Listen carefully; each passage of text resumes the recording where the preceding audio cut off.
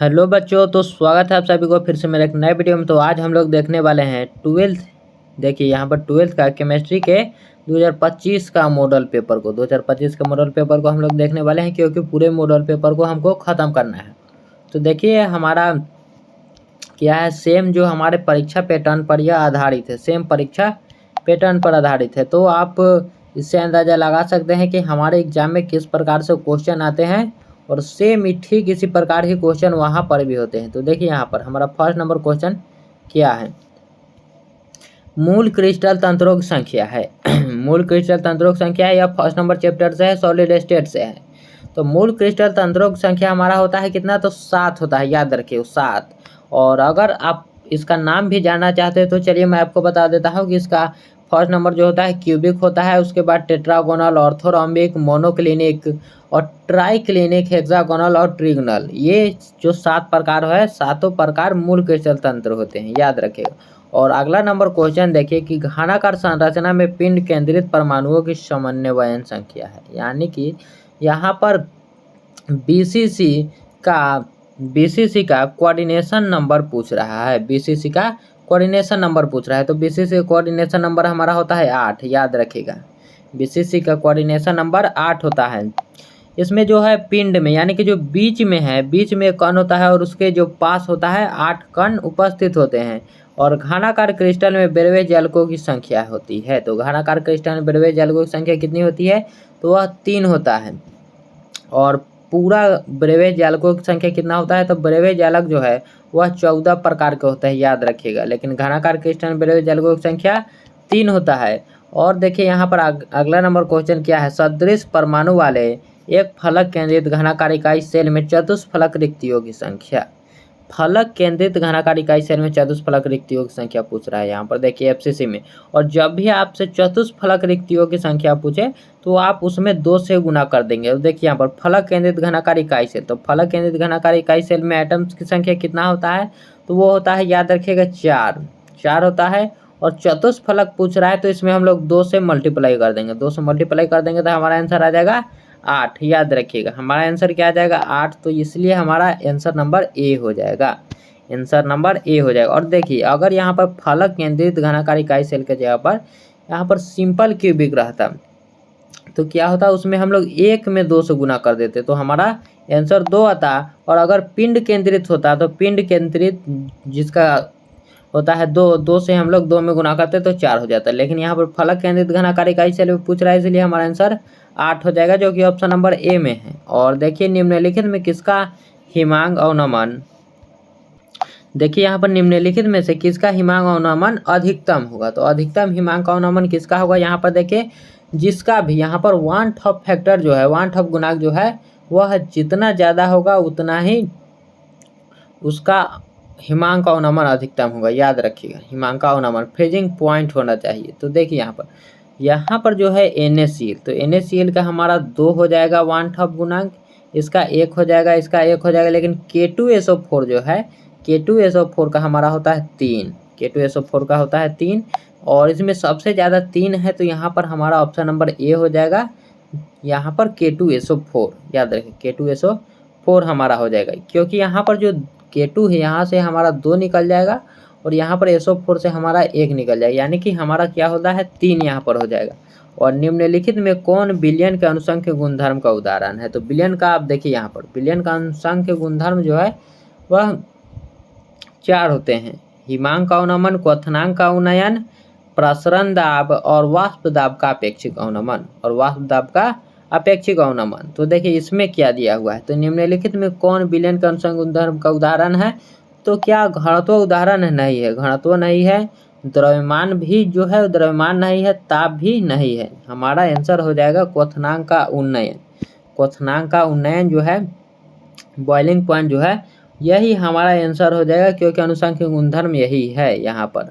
और देखिए अगला नंबर क्वेश्चन क्या है कि अगर 18 ग्राम ग्लूकोज के यहाँ पर शुद्ध दे दिया है C6H12O6 और किसी विलायक के 1000 ग्राम यानी कि 1 kg में उपस्थित है, तो बिलियन की मोल लता होगा। तो बिलियन की मोल लता जो है वह कितना हो जाएगा, तो यहाँ पर देखिए जो बिलियन की मोल लता है वह हमारा हो जाएगा 0.1, याद रखिए कितना होगा, तो 0.1 हमारा हो जाएगा, क्योंकि यहाँ पर जो है 18 ग्राम ग्लूकोज है, 18 ग्राम, और विलायक जो है 1 kg है, याद रखिएगा विलायक का द्रव्यमान जो है 1 kg है। जब आप यहाँ पर भाग दीजिएगा, देखिए यहाँ पर 18 है, और यहाँ पर जब हम लोग भाग देंगे इसको 180 से, तो हमारा यहाँ पर आ जाएगा 0.1 मोल, 0.1 मोल, जो कि हमारा आंसर होगा मोलेलिटी का। और देखिए यहाँ पर अगला नंबर क्वेश्चन क्या है, 8वें नंबर क्वेश्चन को देखते हैं। 1 फैराडे बराबर होता है, तो 1 फैराडे बराबर कितना होगा, तो 1 फैराडे बराबर हमारा होता है 96,500 कूलम। 1 फैराडे बराबर हमारा होता है 96,500 कूलम। और देखिए जलीय घोल में एक अणु K4Fe6 के द्वारा कितने आयन प्राप्त होते हैं। जलीय घोल में एक आयन K4Fe6 के द्वारा कितने आयन प्राप्त होते हैं। तो यहाँ पर जो हमारा आंसर है, यहाँ पर हमारा जो आंसर है वह हो जाएगा 2। यहाँ पर जो हमारा आंसर है यह हो जाएगा, यहाँ पर 2 हो जाएगा।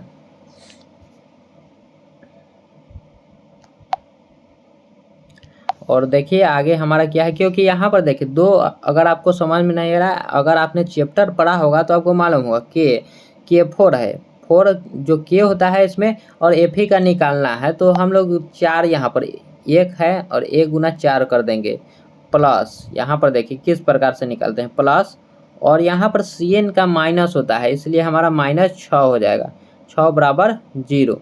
तो इसको हम लोग कैसे निकालेंगे, तो यहाँ पर हो जाएगा 1 गुना 4 हमारा 4 प्लस x माइनस 6 बराबर 0।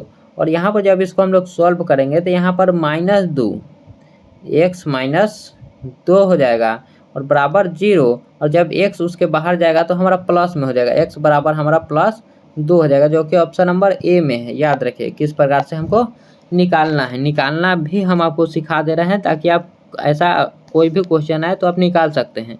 यहाँ पर देखिए हमारा क्या क्वेश्चन है, 0.1 N CH3COOH घोल का तुल्यांकी चालकत्व जो है 25 डिग्री सेल्सियस पर 80 एवं उन्नत तनुता पर 400 ओम इनवर्स सेंटीमीटर स्क्वायर क्यूबेनेट इनवर्स है, तो CH3COOH का द्विखंडन अंश है। तो इसका जो द्विखंडन अंश है यह हमसे पूछा जा रहा है कि इसका जो द्विखंडन अंश है वह कितना होगा।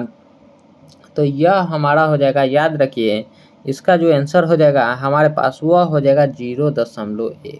क्या होगा, तो हमारे पास इसका आंसर हो जाएगा 0.1, इसका आंसर हो जाएगा, याद रखिएगा।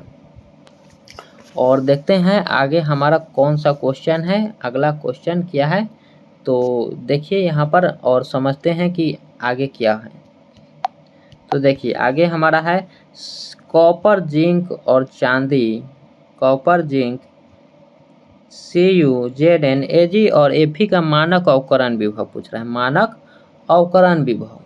तो देखिए यहाँ पर मानक अवकरण विभव जो है वो सबसे अधिक चांदी में होता है, याद रखिए सबसे अधिक जो है वो हमारा चांदी का होगा, फिर कॉपर का, फिर लोहा का, फिर जिंक का होगा। तो देखिए यहाँ पर कहाँ पर वह ऑप्शन है, तो यहाँ पर देखिए क्या इसमें है, पहले हमारा चांदी होना चाहिए, इसमें है, इसमें भी नहीं है।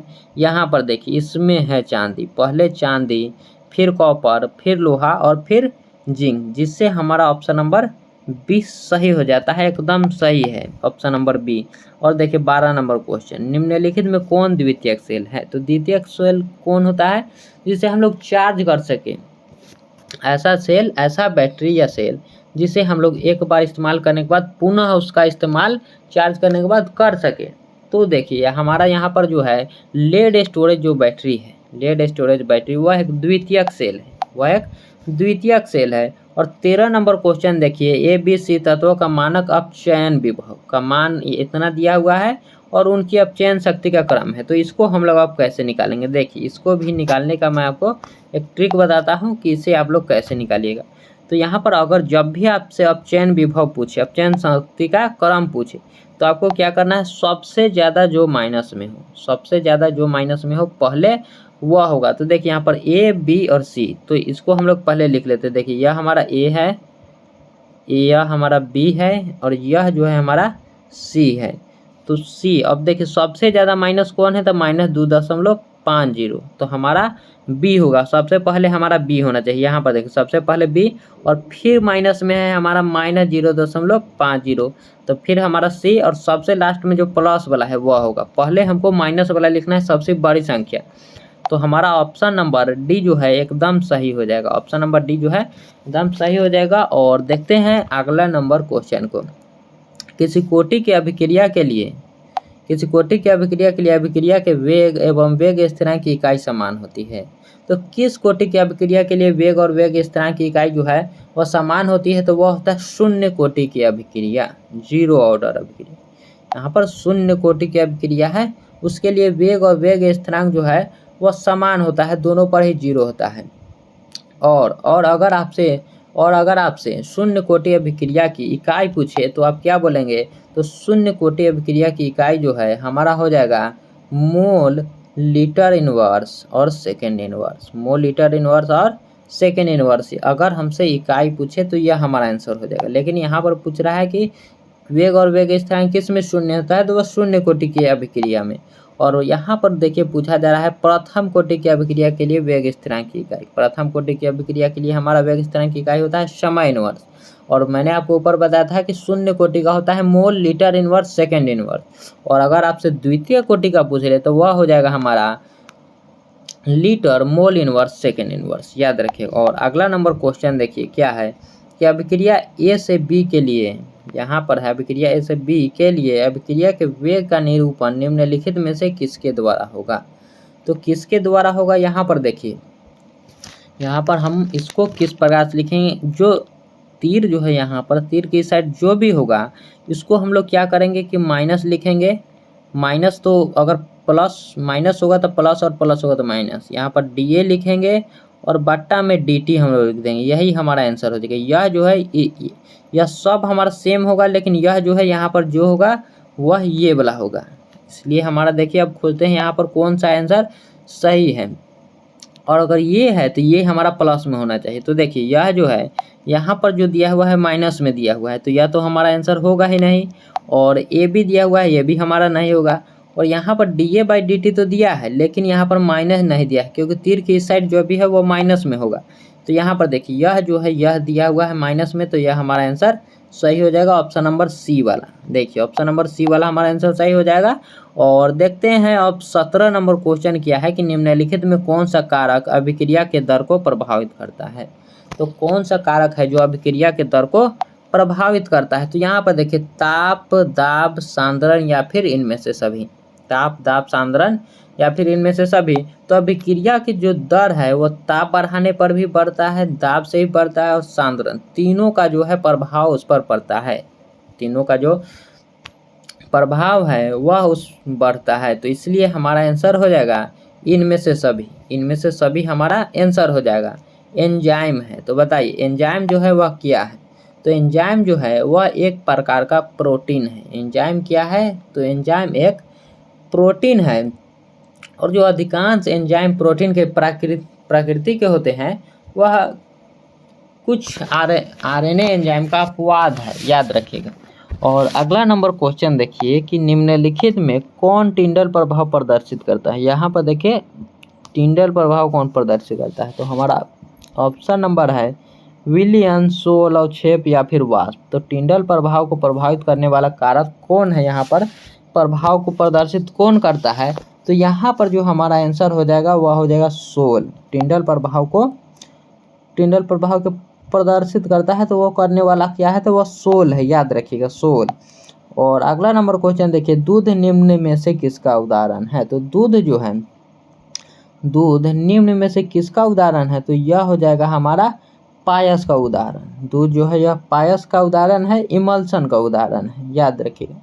पायस का उदाहरण होता है दूध, क्योंकि जो दूध है, दूध तेल की बूंदों का जल में फैलाव होता है, याद रखिएगा। जो ऑयल इन वाटर जो होता है हमारा, उसको संकेत करता है। और देखिए भौतिक अधिशोषण में लगभग कितनी ऊर्जा उत्सर्जित होती है। तो भौतिक अधिशोषण यहाँ पर पूछा जा रहा है।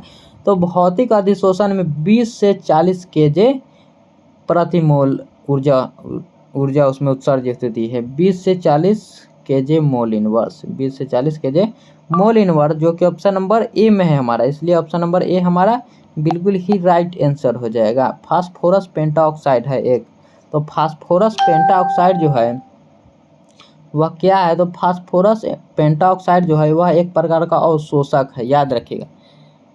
P2O5 जो है, P2O5 वह एक प्रकार का अवशोषक है, याद रखिएगा यहाँ पर ऑप्शन नंबर बी में। और देखिए हेमेटाइट से लोहा प्राप्त करने में चूना पत्थर का उपयोग किस रूप में किया जाता है। हेमेटाइट से लोहा प्राप्त करने में चूना पत्थर का उपयोग किस रूप में किया जाता है, तो यहाँ पर जो है वह किया जाता है किस रूप में, तो इसका आंसर नंबर हमारा हो जाएगा यहाँ पर कि अवकारक के रूप में करता है। किस रूप में करता है, तो वह अवकारक के रूप में करता है, याद रखिएगा। और आगे नंबर देखते हैं, अगला क्वेश्चन क्या है हमारा, निम्नलिखित में कौन धातु साइनाइड विधि द्वारा प्राप्त किया जाता है। तो देखिए साइनाइड विधि जो है, साइनाइड विधि से हम लोग कीमती वस्तुओं का निष्कर्षण करते हैं, कीमती वस्तुओं को प्राप्त करते हैं उससे, जैसे कि हमारा चांदी हो गया, सोना हो गया, उस प्रकार की वस्तुओं का। तो यहाँ पर जैसे देखिए यहाँ पर क्या है ऑप्शन में, देखिए यहाँ पर सिल्वर दिया हुआ है, और अगर आपसे यहाँ पर AU भी होता, यानी कि सोना भी अगर आपसे पूछता तो वो भी हमारा आंसर सही होता। लेकिन यहाँ पर जो सोना नहीं दिया है और सिल्वर दिया है, तो सिल्वर भी हमारा सही होगा, क्योंकि साइनाइड विधि से उससे प्राप्त किया जाता है, साइनाइड विधि से। गैलेना निम्न में से किस धातु का अयस्क है, तो गैलेना जो है वह लेड का अयस्क है, Pb का अयस्क है वह लेड का।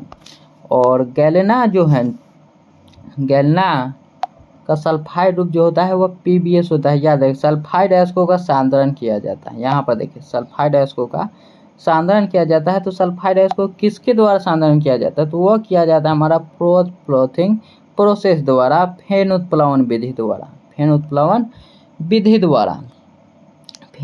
विधि द्वारा हम लोग सल्फाइड अयस्कों को सांद्रण करते हैं, जिससे जो उसमें जो कण होते हैं वह ऊपर चले आते हैं, शुद्ध चीज़ ऊपर फैन के साथ मिलकर ऊपर चले आते हैं, और उसमें जितना भी गंदगी होता है अशुद्ध पदार्थ वह नीचे बैठ जाता है, याद रखिए वह नीचे बैठ जाता है।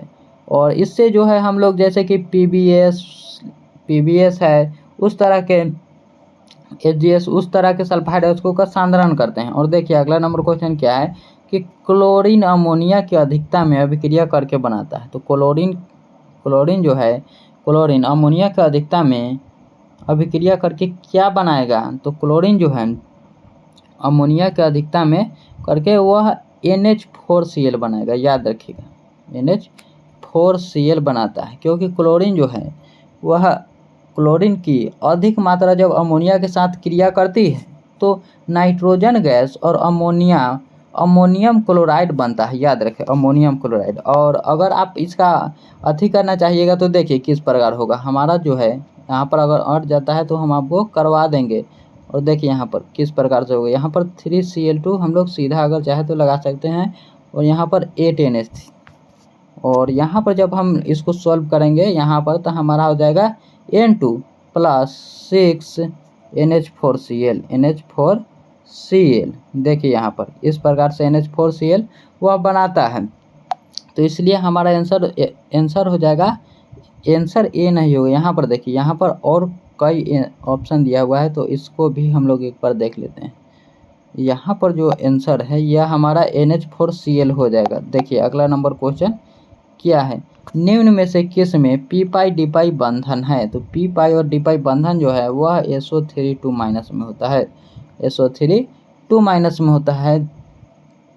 और अगला नंबर क्वेश्चन देखिए, अगला नंबर क्वेश्चन क्या है, वर्ग 16 के तत्वों को कहा जाता है। तो वर्ग 16 के तत्वों क्या कहा जाता है, और वर्ग 16 के तत्वों में कौन कौन से एलिमेंट्स आते हैं, वर्ग 16 के तत्वों में कौन कौन सा एलिमेंट्स आते हैं। तो देखिए वर्ग 16 के तत्वों को हम लोग कैल्कोजन या फिर चैल्कोजन कहते हैं, याद रखिए कैल्कोजन या फिर चैल्कोजन कहते हैं। और बताइएगा आप लोग कि वर्ग 16 तत्वों में कौन कौन सा आता है, वर्ग 16 में कौन कौन आता है, ऑक्सीजन, सल्फर, सेलेनियम, टेलेनियम, पोलोनियम। आप लोग कमेंट में इसको आप लोग लिखिएगा ताकि आपको आगे याद हो। और देखिए यहाँ पर अगला नंबर क्वेश्चन क्या है, प्रथम संक्रमण श्रेणी में उच्चतम ऑक्सीकरण अवस्था प्रदर्शित करने वाले तत्व है। तो देखिए प्रथम संक्रमण श्रेणी में उच्चतम ऑक्सीकरण अवस्था प्रदर्शित करने वाले तत्व कौन है? तो यहाँ पर हमारा जो आंसर है, यहाँ पर आंसर हमारा हो जाएगा मैग्नीज। मैग्नीज जो है वह उच्चतम ऑक्सीकरण अवस्था प्रदर्शित करता है, जो कि +7 ऑक्सीकरण अवस्था प्रदर्शित करता है। याद रखिए +7। और अगला नंबर क्वेश्चन क्या है, निम्नलिखित में से किस तत्वों में 4F ऊर्जा स्तर क्रमिक रूप से बढ़ता है? तो किस में 4F ऊर्जा स्तर क्रमिक रूप से बढ़ता है? तो वह लेंथेनाइड में बढ़ता है। याद रखिएगा वह जो है वह लेंथेनाइड में बढ़ता है, लेंथेनाइड में। और अगला नंबर क्वेश्चन क्या है, K3Cr C2O4 के होल 3 में क्रोमियम की समन्वयन संख्या है? तो क्रोमियम का जो समन्वयन संख्या है वह कितना हो जाएगा हमारा? तो यहाँ पर जो क्रोमियम का समन्वयन संख्या हो जाएगा यह हमारा हो जाएगा 3। क्रोमियम का समन्वयन संख्या हमारा हो जाएगा 3। और देखिए यहाँ पर क्या है, निम्नलिखित में कौन अणुचुंबकीय है? तो अणुचुंबकीय इसमें से कौन होगा? यहाँ पर देखिए निम्नलिखित में कौन अणुचुंबकीय है? तो अणुचुंबकीय हमारा हो जाएगा अणुचुंबकीय हमारा हो जाएगा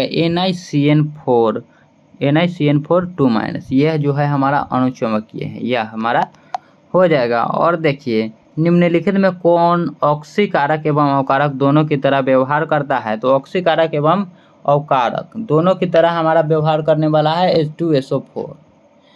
ऑक्सीकारक और अवकारक की तरह हमारा SO2 व्यवहार करता है। याद रखिए SO2 जो है वह ऑक्सीकारक तथा अवकारक दोनों की तरह व्यवहार करता है। और अगला नंबर क्वेश्चन देखिए, निम्नलिखित में कौन रंगीन होता है? तो रंगीन जो होता है वह कौन होता है? तो रंगीन जो है वह हमारा हो जाएगा NO2। NO2 जो है वह रंगीन होता है, नाइट्रोजन ऑक्साइड।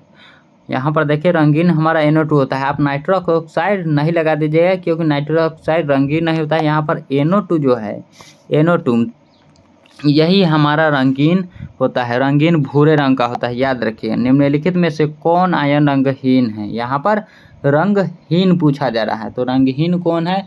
तो यहाँ पर जो रंगहीन है यह हमारा हो जाएगा Cu+। जो Cu+ है यहाँ पर हमारा रंगहीन हो जाएगा। और अगला नंबर देखिए, निम्नलिखित में कौन संक्रमण तत्व नहीं है? निम्नलिखित में कौन संक्रमण तत्व नहीं है?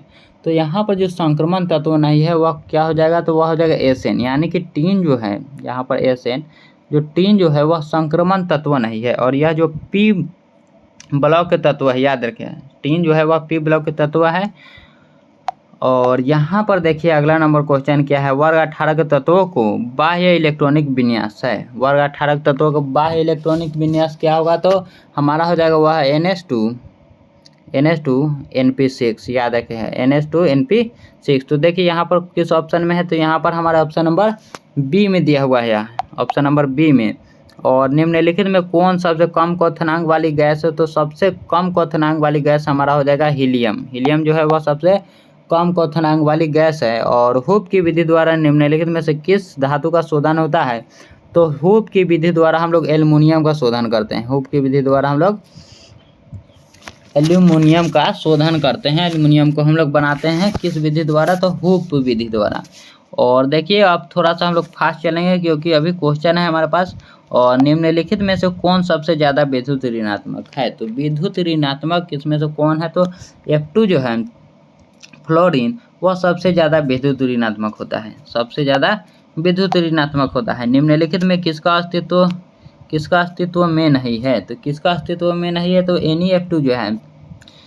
NeF2 जो है अत्यधिक निष्क्रिय गैस। याद रखिएगा यह कोई अस्थायी यौगिक नहीं बनाता है। और अन्य यहाँ पर जो भी है ये इसमें से तो हमारा आंसर ही नहीं होगा। याद रखिए इसलिए हमारा आंसर हो जाएगा NeF2। और अगला नंबर क्वेश्चन देखिए कि निम्नलिखित में कौन हाइड्रोजन बंधन नहीं बनाता है? तो हाइड्रोजन बंधन नहीं बनाता है तो हमारा HCl जो है वह हाइड्रोजन बंधन नहीं बनाता है, हाइड्रोजन बंधन वह नहीं बनाता है। और जटिल यौगिक CONH3 Cl और Cl2 के जलीय विलयन में आयनों की संख्या कितना है? तो इसमें जो आयनों की संख्या है यह हमारा हो जाएगा 2। इसमें जो आयनों की संख्या है वह हो जाएगा 2, याद रखिएगा। और देखते हैं अगले नंबर क्वेश्चन क्या है कि निम्नलिखित में कौन आइडोफॉर्म परीक्षण देता है? तो आइडोफॉर्म परीक्षण को कौन देता है? तो CH3CHO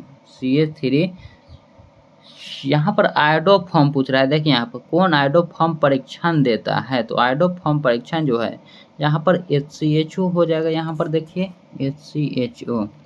और अगला नंबर क्वेश्चन है, एल्किल हाइलाइड का जलीय घोल के द्वारा एल्कोहल में परिणत होना कहलाता है। तो परिणत होना क्या कहलाएगा, तो योगशील अभिक्रिया, योगशील अभिक्रिया। और देखिए अगला नंबर क्वेश्चन क्या है, सेकेंडरी ब्यूटाइल क्लोराइड का यूपीएससी नाम है। तो सेकेंडरी ब्यूटाइल क्लोराइड का यूपीएससी नाम हमारा हो जाएगा 2 क्लोरोब्यूटेन। याद रखिए 2 क्लोरोब्यूटेन। और अगला नंबर क्वेश्चन है, निम्नलिखित में से कौन विनाइल हाइलाइड है। तो निम्नलिखित में से हमारा विनाइल हाइलाइड कौन है, इसमें पूछा जा रहा है। तो यह हमारा हो जाएगा CH3 CBr और CH2। याद रखें जो कि ऑप्शन नंबर बी में है, हमारा ऑप्शन नंबर बी में है, यही हमारा हो जाएगा विनाइल हाइलाइड। और यहाँ पर निम्नलिखित में से किसका उपयोग निश्चेतक के रूप में होता है। तो निश्चेतक के रूप में हम लोग क्लोरोफॉर्म का उपयोग करते हैं। निश्चेतक के रूप में हम लोग क्लोरोफॉर्म का उपयोग करते हैं, जिसका सूत्र होता है, याद रखिएगा, CHCl3। और अगला नंबर देखिए, C2H5OH में CH3OCH3 है। तो क्या है यह, तो यह जो है क्रियाशील समावयवी है, क्रियाशील समावयवी है। प्राथमिक एल्कोहल को ऑक्सीकरण से प्राप्त होता है। प्राथमिक एल्कोहल को ऑक्सीकरण से प्राप्त होता है क्या, तो कार्बोक्सिलिक अम्ल। याद रखिएगा क्या प्राप्त होता है, तो कार्बोक्सिलिक अम्ल। और यहाँ पर देखिए अगला number question, dial ethyl ether का यूपीएससी नाम है। तो डाइल एथिल ईथर का यूपीएससी जो नाम है वह क्या होगा। यहाँ पर जो डाइल एथिल ईथर का यूपीएससी नाम हो जाएगा एथॉक्सी एथेन। और इसका जो सूत्र होता है क्या होगा, C2H5O, C2H, यहाँ पर देखें C2H5O, C2H5। और देखिए यहाँ पर अगला नंबर क्वेश्चन हम लोग देखते हैं, यूपीएससी प्रणाली में एसीटोन का नाम क्या है। तो एसीटोन का नाम जो है यूपीएससी प्रणाली में वह हो जाएगा प्रोपेनोन। और फॉर्मल्डिहाइड में NaOH विलयन के साथ गर्म करने पर निम्नलिखित में कौन प्राप्त होता है। तो निम्नलिखित में हमारा कौन प्राप्त होता है, तो यह हो जाएगा मेथिल एल्कोहल। मेथिल एल्कोहल जो है वह प्राप्त होता है। और अभिक्रिया यहाँ पर देखिए अभिक्रिया किया दिया है, CH3COCH3 HCN और CH3OH, यहाँ पर CN और CH3। तो यहाँ पर जो है यह कौन सा अभिक्रिया है, किसका उदाहरण है यह, तो यह हो जाएगा हमारा नाभिक स्नेही योग, नाभिक स्नेही योग। और देखिए अगला नंबर क्वेश्चन हमारा क्या है, कार्बोक्सिलिक अम्लों का क्रियाशील मूलक है। तो कार्बोक्सिलिक अम्ल का क्रियाशील मूलक क्या होता है हमारा था, यहाँ पर बॉन्ड COOH, कार्बोक्सिलिक अम्ल का यह हमारा सूत्र होता है। और अगर एल्कोहल का पूछे तो एल्कोहल का हमारा ये हो जाएगा, एल्डिहाइड का पूछे तो ये हो जाएगा। याद रखिए ईथर का पूछे यहाँ पर ये हो जाएगा। और अगला नंबर क्वेश्चन देखिए, CH3CN में जल अपघटन से निम्नलिखित में कौन प्राप्त होता है। तो जल अपघटन में निम्नलिखित में कौन प्राप्त होता है, तो यहाँ पर जो ऑप्शन नंबर सी में हमारा CH3COOH यह हमारा आंसर हो जाएगा। और अनुसूत्र C3H9N के द्वारा निम्नलिखित में किसे व्यक्त किया जाता है। तो इसे व्यक्त करने वाले को हम लोग कहते हैं टर्शियरी एमीन, टर्शियरी एमीन। और अगला नंबर क्वेश्चन है, एनिलीन की अभिक्रिया सोडियम सल्फ्यूरिक अम्ल के साथ कराने पर निम्नलिखित में कौन बनाता है। तो इसमें बनता है हमारा बेंजीन सल्फोनिक अम्ल, बेंजीन सल्फोनिक अम्ल। प्राइमरी एमीन को क्लोरोफॉर्म तथा एथेनॉलिक KOH के साथ अभिक्रिया कहलाती है। तो यह अभिक्रिया जो है यह कहलाएगी, तो यह कहलाएगा हमारा कार्बिल एमीन अभिक्रिया। यह जो अभिक्रिया है हमारा कार्बिल एमीन अभिक्रिया कहलाता है, क्योंकि क्लोरोफॉर्म के भी साथ होता है। और सुक्रोज का जल अपघटन कहलाता है, सुक्रोज का जल अपघटन जो है वह हमारा कहलाता है इन्वर्सन, इन्वर्सन। और एमिनो अम्ल में पाया जाने वाला क्रियाशील समूह है। तो एमिनो अम्ल में पाया जाने वाला क्रियाशील समूह जो है वह हमारा हो जाएगा, यहाँ पर ये भी हो जाएगा। और ये एमिनो अम्ल यहाँ पर देखिए बॉन्ड COOH भी हो जाएगा हमारा, NH2 यहाँ पर भी ये भी हो जाएगा, जो कि ऑप्शन A और B दोनों यानी कि ऑप्शन नंबर D जो है यह हमारा सही है। एमिनो अम्ल जो है एक अमीन समूह और एक कार्बोक्सिलिक समूह से बनता है, याद रखिएगा, इसलिए हमारा दोनों ही सही हो जाएगा। रतौंधी किसकी कमी से होता है। तो रतौंधी जो होता है वह विटामिन A की कमी से होता है, विटामिन A की कमी से होता है रतौंधी। विटामिन A का क्या नाम होता है? तो रेटिनॉल। याद रखिएगा, निम्नलिखित में से कौन सा साधारणतया शरीर द्वारा नहीं बनाया जा सकता है? तो शरीर द्वारा विटामिन नहीं बनाया जा सकता है। याद रखिए, शरीर द्वारा जो है वह विटामिन नहीं बनाया जा सकता है। और निम्नलिखित में कौन बृहत अणु नहीं है? तो बृहत अणु कौन नहीं है? यहाँ पर हमारा आंसर क्या हो जाएगा? तो यहाँ पर जो बृहत अणु नहीं है यह हो जाएगा हमारा इंसुलिन। इंसुलिन जो है वह बृहत अणु नहीं है। पहला औद्योगिक संश्लेषित रबर है। तो पहला जो औद्योगिक संश्लेषित रबर है उसे हम लोग कहते हैं मेथिल रबर। Methyl rubber. और ऑर्लिन निम्नलिखित में से किसके बहुलक है? तो ऑर्लिन जो है वह बहुलक है। तो किसका है? तो एक्रिलोनाइट्राइल का। ऑर्लिन जो है एक्रिलोनाइट्राइल का बहुलक है। आरएनए में मौजूद प्यूरिन बेस है। तो आरएनए में मौजूद प्यूरिन बेस कौन कौन सा होता है?